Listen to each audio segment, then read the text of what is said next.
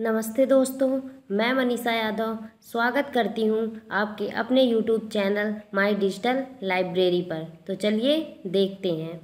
इससे पहले वाली वीडियो में मैंने हिंदी भाषा और लिपि देवनागरी लिपि पर चर्चा की थी और आज हम इस वीडियो लेक्चर में वर्ण विचार पर चर्चा करेंगे, वर्णमाला पर चर्चा करेंगे। तो चलिए स्टार्ट करते हैं। सबसे पहला टॉपिक हमारा है वर्णमाला की परिभाषा। सबसे पहले हम देखेंगे वर्ण क्या है। वर्ण उस मूल ध्वनि को कहते हैं जिसके खंड या टुकड़े नहीं किए जा सकते। इससे क्या समझते हैं आप? मतलब वो मूल ध्वनि जो हमारे मुख से ये ध्वनि निकल रही है, वो मूल ध्वनि जिसके और टुकड़े या खंड या उससे छोटे टुकड़ों में उसे बांटा नहीं जा सकता। इसे हम ऐसे भी कह सकते हैं कि वह सबसे छोटी ध्वनि जिसके और टुकड़े नहीं किए जा सकते वर्ण कहलाती है। दूसरे शब्दों में देखें तो भाषा की सबसे छोटी इकाई वर्ण है। सबसे छोटी क्यों? क्योंकि इसके और टुकड़े हम नहीं कर सकते, यही सबसे छोटी इकाई है और इस ध्वनि को वर्ण कहते हैं। जो हमारे मुख से ध्वनि निकल रही है इसी ध्वनि को वर्ण कहते हैं और ये ध्वनि जो है इसके और टुकड़े या खंड नहीं किए जा सकते, इसीलिए यह भाषा की सबसे छोटी इकाई है। जैसे अ, ई, व, च, क, ख इत्यादि। इसके बाद वर्ण भाषा की सबसे छोटी इकाई है, इसके और खंड नहीं किए जा सकते। हो गया। फिर उदाहरण द्वारा मूल ध्वनियों को यहाँ स्पष्ट किया जा सकता है। जैसे राम और गया में चार चार मूल ध्वनियाँ हैं। अब हम राम और गया में जो मूल ध्वनियाँ चार हैं उनको देखते हैं। जैसे इनका खंड करने पर र अलग हो गया, ये अर्ध है क्योंकि ये व्यंजन है। व्यंजन जो है बिना स्वर के संयोग के पूरा नहीं हो सकता, इसलिए र है और उसमें बड़े आ की मात्रा लगी है तो र धन आ, और फिर म है और उसमें भी आ जुड़ा हुआ है तो सब मिला के हो जाएगा राम। वैसे गया में देखिए, गया में भी चार ध्वनियाँ हैं। ये चारों ध्वनियाँ जो अलग अलग हैं इनके हम अब और टुकड़े नहीं कर सकते, इन्हें ही वर्ण कहते हैं। जैसे ग है, ग में अ जुड़ा है क्योंकि ये स्वर जुड़ा है, ये व्यंजन है और ये स्वर जुड़ के ग बना है। फिर उसके बाद है य में जो है बड़ा आ जुड़ा है, मिलके सब हो गया गया। इन्हें अखंड मूल ध्वनियाँ, अखंड क्योंकि हम इसे और खंडित नहीं कर सकते, मूल ध्वनियों, इन्हीं अखंड मूल ध्वनियों को वर्ण कहते हैं।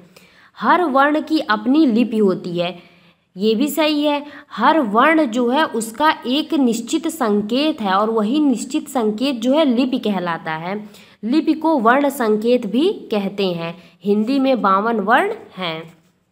इसके बाद देखेंगे हम वर्णमाला। वर्णमाला किसे कहते हैं? वर्णों के व्यवस्थित समूह को ही वर्णमाला कहते हैं या वर्णों के समूह को वर्णमाला कहते हैं। भाषा के समस्त वर्णों के समूह को वर्णमाला कहते हैं। सारी बातें जो है एक ही हैं।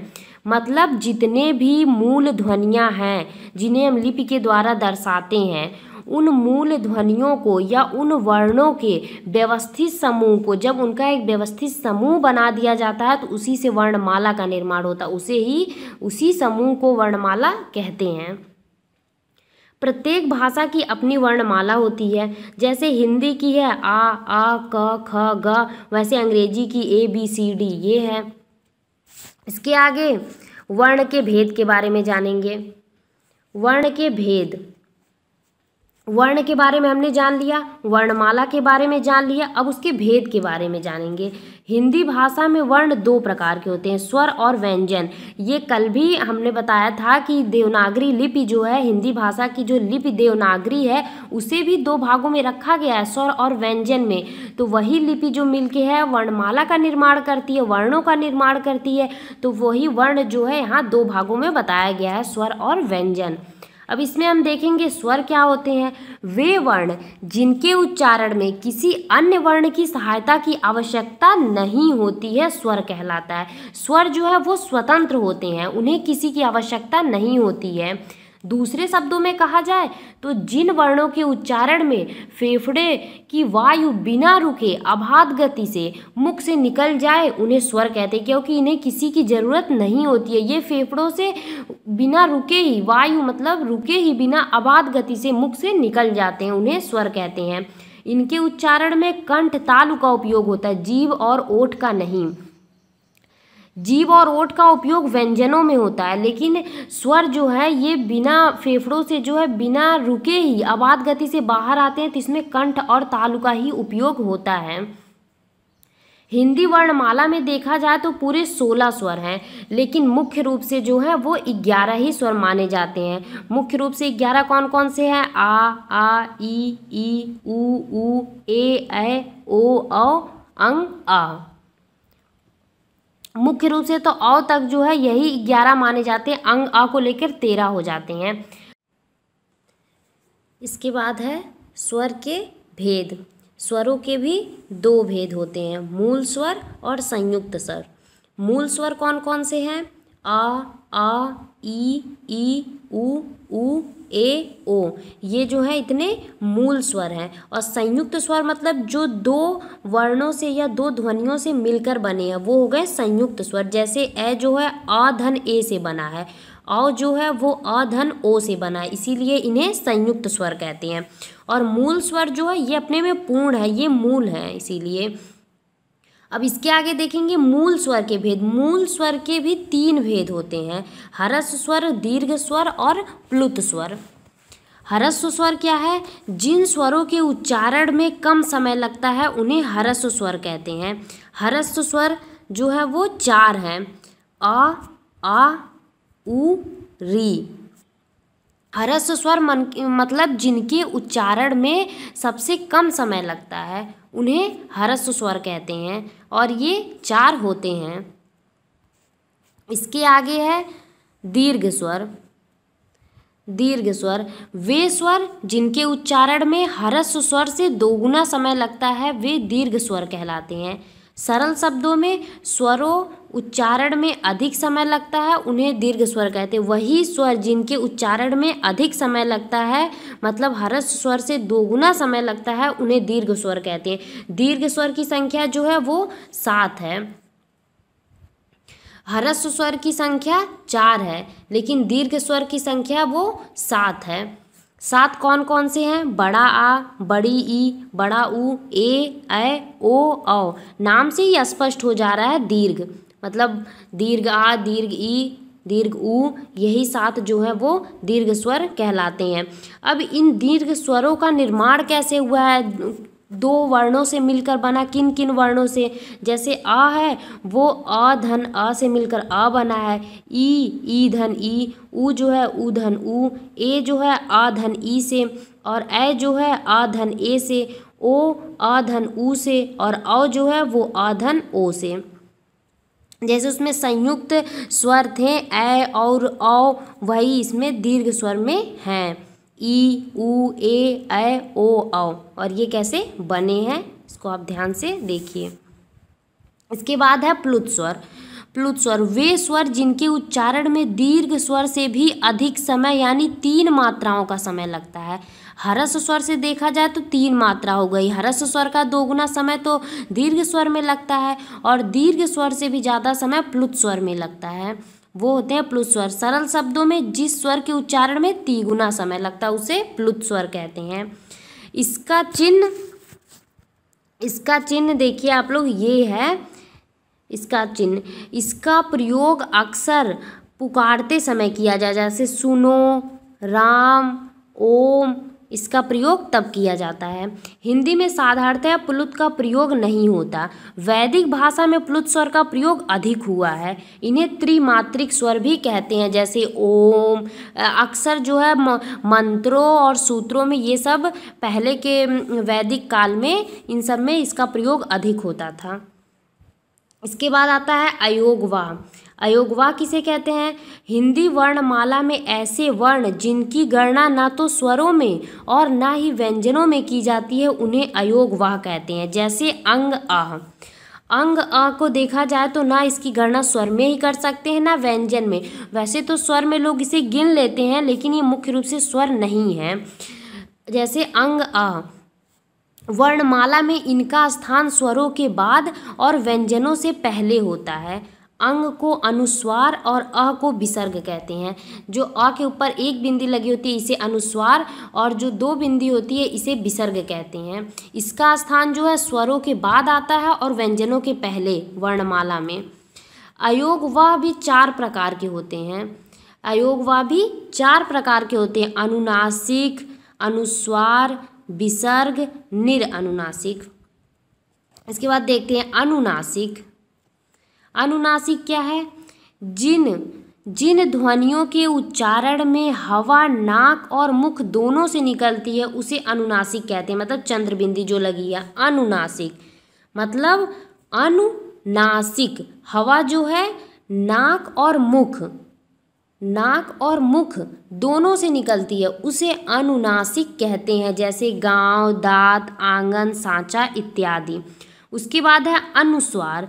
जिन वर्ण के उच्चारण में हवा केवल नाक से निकलती है उसे अनुस्वार कहते हैं। जैसे अंगूर, अंगद, कंकन, ये हो गया। तीसरा है विसर्ग।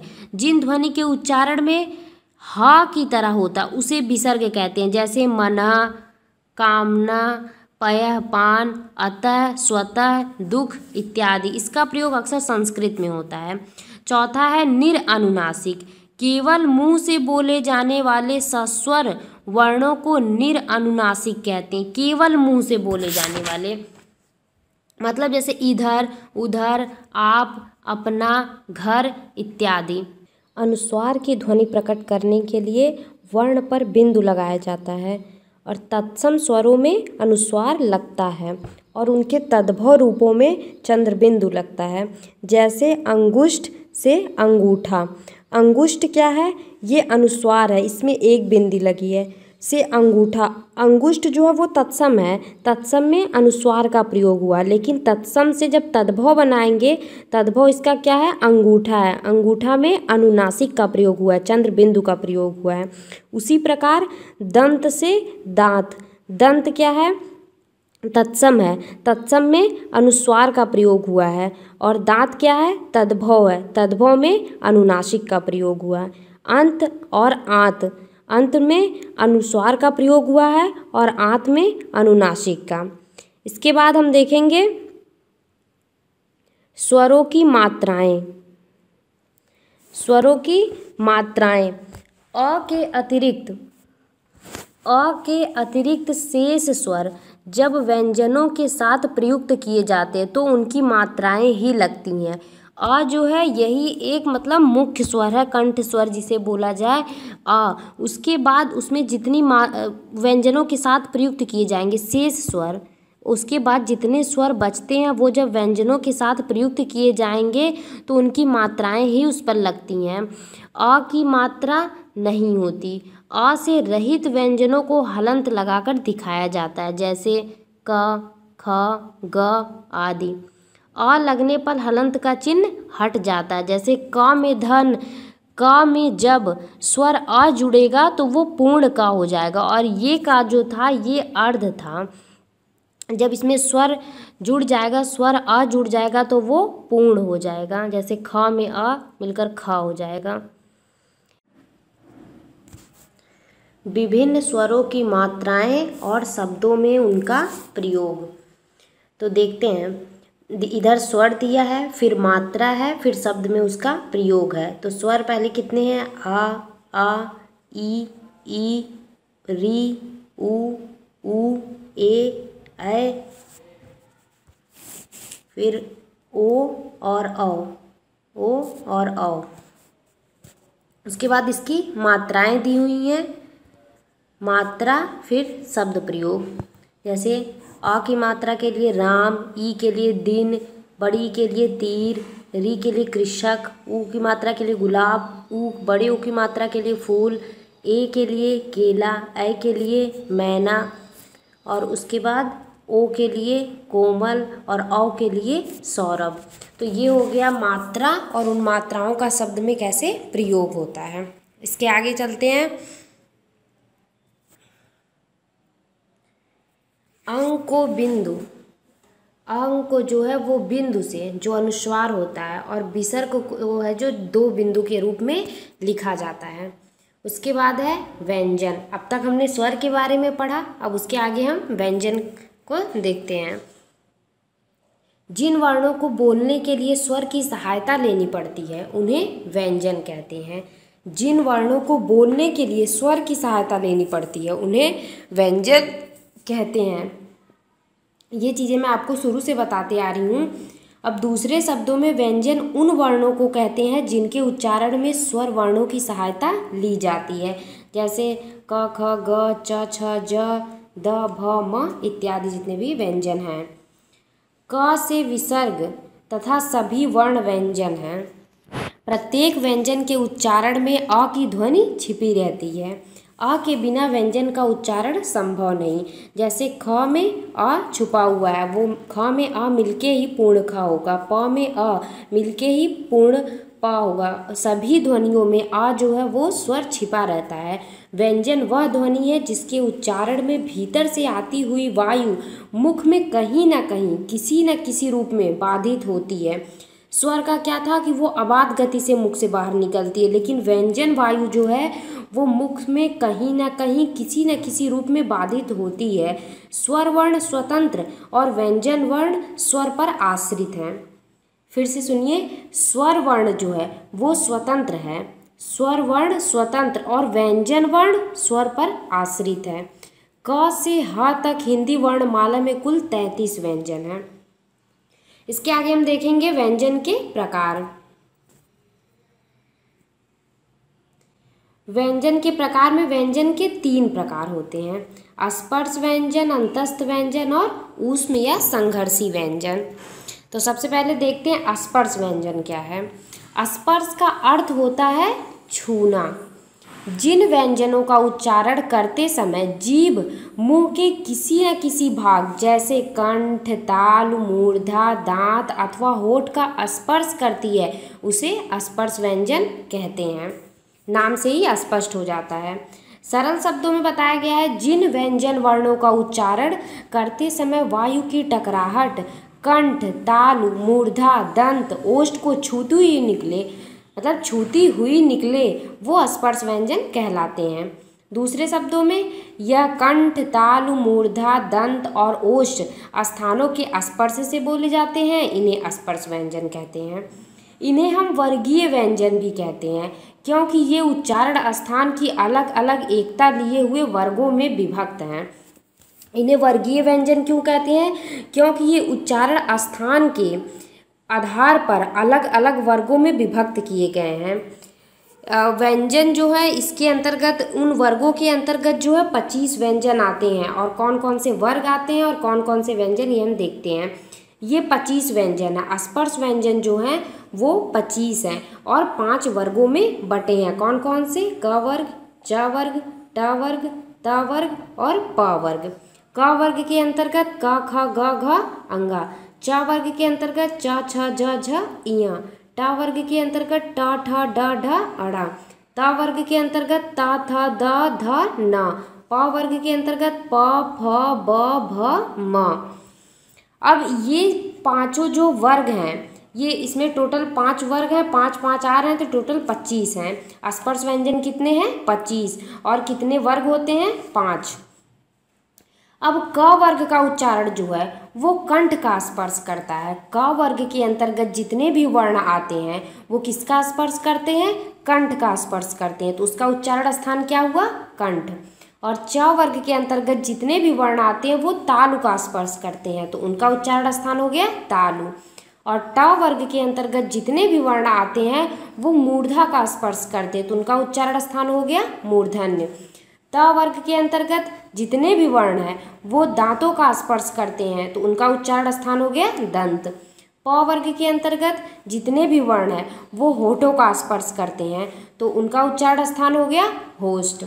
तो ये इन 5 वर्गों का और उसके अंतर्गत आने वाले वर्णों का उच्चारण स्थान हम इस तरह से देख सकते हैं। उसके बाद व्यंजन के प्रकार में दूसरा प्रकार है अंतस्थ व्यंजन। पहला प्रकार था स्पर्श व्यंजन, अब दूसरे पे आते हैं, दूसरा है अंतस्थ व्यंजन। अंतस्थ नाम से ही स्पष्ट होता है। अंतः का अर्थ होता है भीतर, अंतस्थ अंतः का अर्थ होता है भीतर। उच्चारण के समय जो व्यंजन मुंह के भीतर ही रहे उन्हें अंतस्थ व्यंजन कहते हैं। सरल शब्दों में देखते हैं, जिन वर्गों का उच्चारण वर्णमाला के बीच अर्थात स्वरों और व्यंजनों के बीच होता है वे अंतस्थ व्यंजन कहलाते हैं। अंतः, अंतः मध्य, बीच, अंतः मतलब मध्य या बीच, अस्थ मतलब स्थित है, बीच जो बीच में स्थित है। किसके बीच में? स्वर और व्यंजनों के बीच में। इन व्यंजनों का उच्चारण स्थान स्वर तथा व्यंजन के मध्य का स होता है। उच्चारण के समय जिह्वा मुख के किसी भाग को स्पर्श नहीं करती। स्पर्श व्यंजन में क्या था कि उसके जितने भी वर्ण हैं, 25 वर्ण हैं टोटल, उनको बोलने में मुख में किसी न किसी भाग का स्पर्श अवश्य ही होता है। लेकिन अंतस्थ व्यंजन में जो मध्य का व्यंजन है उसके उच्चारण में जिह्वा मुख के किसी भाग को स्पर्श नहीं करती है। ये व्यंजन 4 होते हैं, य, र, ल, व। इनका उच्चारण जीभ, तालु, दांत और होठों के परस्पर सटाने से होता है। किससे किससे? जीभ, तालु, दांत और होठों के परस्पर सटाने से होता है, किंतु कहीं भी पूर्ण स्पर्श नहीं होता। अतः ये चारों अंतस्थ व्यंजन या अर्धस्वर कहलाते हैं। अर्धस्वर जो है इसमें य और व है, र पार्श्विक है, ल लुंठित है। ऐसे ये य, र, ल, व का जब आगे वर्गीकरण आप देखेंगे तो उसमें ये दिया रहता है। य और व जो है वो अर्धस्वर है, ल लुंठित है, र जो है वो पार्श्विक है। अब इसके आगे देखते हैं। तीसरा प्रकार जो है व्यंजन का वो है ऊष्म या संघर्षी व्यंजन। नाम से ही स्पष्ट हो रहा, ऊष्म मतलब ऊष्मा, संघर्षी मतलब जो संघर्ष करते हुए। ऊष्म का अर्थ होता है गर्म या ऊष्मा। जिन वर्णों के उच्चारण के समय हवा मुंह के विभिन्न भागों से टकराए और सांस में गर्मी पैदा कर दे उन्हें ऊष्म व्यंजन कहते हैं। दूसरे शब्दों में, जिन व्यंजनों का उच्चारण करते समय वायु किसी स्थान विशेष पर घर्षण करती हुई या रगड़ती हुई बाहर निकले जिससे गर्मी पैदा हो उसे ऊष्म व्यंजन कहते हैं। नाम से ही स्पष्ट हो जाता है। ऊष्म मतलब गर्म। इन व्यंजनों के उच्चारण के समय वायु मुख से रगड़ खाकर ऊष्मा पैदा करती है, यानी उच्चारण के समय मुख से गर्म हवा निकलती है। ऊष्म व्यंजनों का उच्चारण एक प्रकार की रगड़ या घर्षण से उत्पन्न ऊष्म वायु से होता है। ये भी 4 होते हैं, श, स, श, ह। उच्चारण आप स्पष्ट से करिएगा। उच्चारण स्थान के आधार पर व्यंजनों का वर्गीकरण। अब तक हमने व्यंजनों का वर्गीकरण उसी प्रकार देखा। अब उच्चारण स्थान के आधार पर मतलब कहाँ से कौन सा व्यंजन कैसे उच्चरित होता है उसके आधार पर हम व्यंजनों का वर्गीकरण देखेंगे। व्यंजनों का उच्चारण करते समय हवा मुख के अलग अलग भागों से टकराती है। उच्चारण के अंगों के आधार पर व्यंजनों का वर्गीकरण इस प्रकार है। तो चलिए देखते हैं। पहला है कंठ। पहला कंठ। उच्चारण स्थान के आधार पर हम बता रहे हैं, तो हमारे उच्चारण स्थान क्या क्या होंगे? कंठ, तालु, मूर्धा, दंत, जो हमारे मुख के अंग है वही उच्चारण स्थान होंगे। तो उनके अनुसार हम इसका वर्गीकरण देखेंगे। पहला है कंठ, गले से। दूसरा है तालव्य मतलब कठोर तालु से। मूर्धन्य, कठोर तालु के अगले भाग से। चौथा है दंत, दांतों से। वत्स, दांतों के मूल से। ओष्ठ, दोनों होठों से। दंत्योष्ठ, निचले ओठ और ऊपरी दांत से। दंत ओष्ठ, दंत और ओष्ठ दोनों मिलके। स्वर यंत्र से मतलब जो हमारी स्वर यंत्र है, जहाँ से हमारा स्वर निकलता है, जहाँ से हमारी वाणी निकलती है, वहाँ से। इसके बाद देखते हैं कंठ से, मतलब गले से कौन कौन से वर्ण उच्चरित होते हैं। इससे पहले आपने वर्गों में देखा था, क वर्ग में जो क ख ग घ अंगा था वो किससे उच्चरित हो रहा था, कंठ से, मतलब गले से। तो वही चीज़ यहाँ पे भी दी गई है। दूसरा है तालव्य, कठोर तालु से। च वर्ग किससे उत्पन्न हो रहा था, उच्चरित हो रहा था, तालव्य मतलब तालु से। च छ ज झ इया और य और श भी तालु से उच्चरित होता है। तीसरा है मूर्धन्य। मूर्धन्य मतलब मूर्धा से, कठोर तालु के अगले भाग से, उससे क्या उच्चरित होता है, ट वर्ग। तो ट ठ ड ढ अड़ा और ढ और मूर्धन्य श भी उच्चरित होता है मूर्धन्य से, इसीलिए इस सा को मूर्धन्य श बोलते हैं। चौथा है दंत। दांतों से क्या उच्चरित होता है, त वर्ग। त थ द ध न। पांचवा है वत्स, दांतों के मूल से, इसे दंत स, फिर ज र और ल, ये जो है दांतों से उच्चरित होता है, इसलिए इसे दंत सा बोलते हैं। ओष्ठ से प वर्ग, प फ ब भ म। दंतोष्ठ, दांत और ओठ दोनों से, व और फ। आप बोल के समझने का प्रयास करेंगे ना तो आप खुद ब खुद महसूस कर लेंगे। व फ, दंतोष्ठ, दांत और ओठ से। स्वर यंत्र हा बोलिए, एकदम स्वर यंत्र से ही निकलता है। आज का वीडियो लेक्चर यहीं पर समाप्त होता है। मैं आशा करती हूँ आप लोगों को अच्छे से समझ में आ रहा होगा। यदि आपको कहीं पे भी समझ में ना आए और कोई भी परेशानी हो तो आप कमेंट बॉक्स में कमेंट करके मुझे बता सकते हैं। मैं उस बिंदु पर फिर से विस्तृत चर्चा और अच्छे से आपको समझाने का प्रयास करूँगी।